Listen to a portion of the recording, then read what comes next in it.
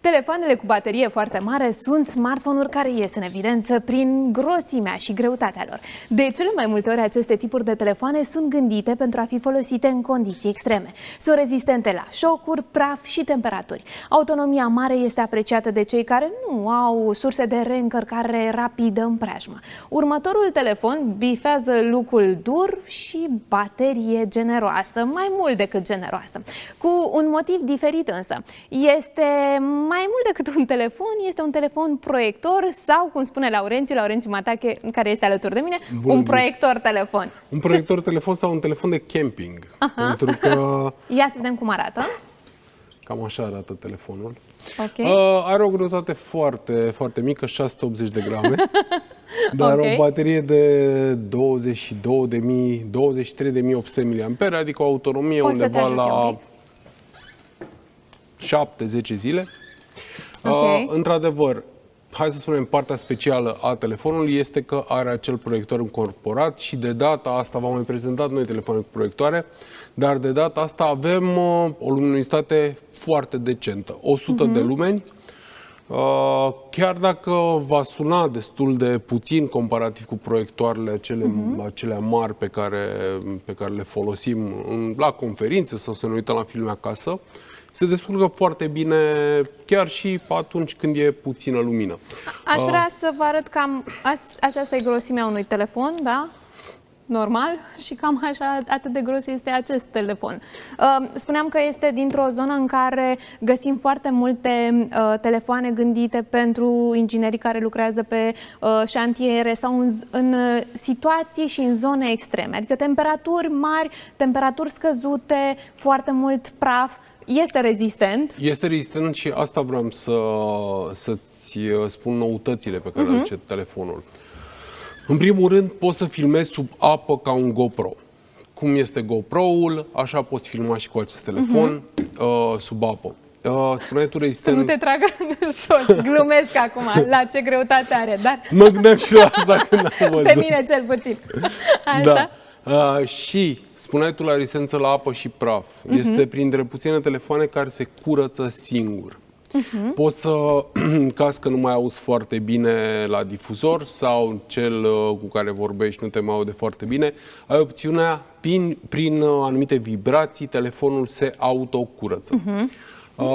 Un lucru foarte bun pentru că cred că cele mai multe sesizări în servisuri sunt din zona aceasta. De difuzor blocat sau în care a intrat apă. Deci ar putea fi și un telefon de vacanță, nu? Păi da, pentru că, uite, ai și lumină de... Te rog să mi-l dai puțin. Ai și lumină de camping. Și dacă o să pornesc această lumină de camping... Am înțeles. Bine, asta e pentru a semnaliza... Ai și SOS. Da. Dar poți să... Da, ai lumină de camping.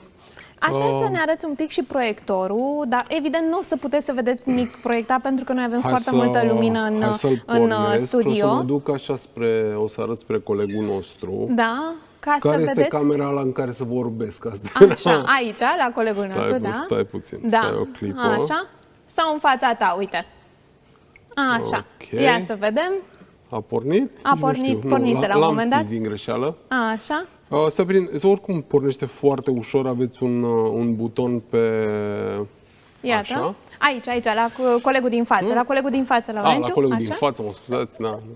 Eu îl văd doar pe colegul Răzvan de aici. Bun. Deci, și începem așa, practic, proiecția. Puteți să orientați imaginea atât în modul vertical cât și landscape. Are o altă noutate, este că precum proiectoarele foarte scumpe își reglează automat poziția. Dacă peretele este puțin mai ondulat sau, nu știu, nu putem să-l punem fix și stă așa. El își reglează imaginea. În timp ce tragem concluziile pe această temă și ne uităm în masa noastră smart, pentru că vreau să vă arăt detaliile care poate nu le-ați văzut, cam așa arată telefonul și cam așa ar arăta o proiecție, da, cu acest telefon. Cum crezi că este această piață a telefonelor care au, de fapt, sunt camere, telefon, că am avut telefoane cu camere de termoviziune, care au, de fapt, o funcție care încearcă să ne copleșească sau să iasă în față. Știi, până acum eram obișnuiți ca telefoanele acestea mari, da, să nu aibă specificații bune. Ei bine, majoritatea telefonelor de pe această zonă, de exemplu, acest telefon are un ansamblu de 3 camere, una de 200, una de 64, una de 50 de megapixeli. Filmează 4K, deci avem filmare 4K și pe aceste telefoane și am văzut mai multe exemple. Spune de termoviziune, acest telefon, da, din păcate nu are termoviziune, dar nu știu câți dintre noi folosesc termoviziune. Cei care sunt, de exemplu, instalatori. Ar putea. În schimb, are cameră cu infraroșu. Noaptea poți să folosești această cameră și poți să vezi unde mergi. O să vedem cu siguranță și pe viitor, Laurențiu, funcții interesante pe aceste tipuri de telefoane. Am discutat așadar despre telefoanele cu baterii foarte mari.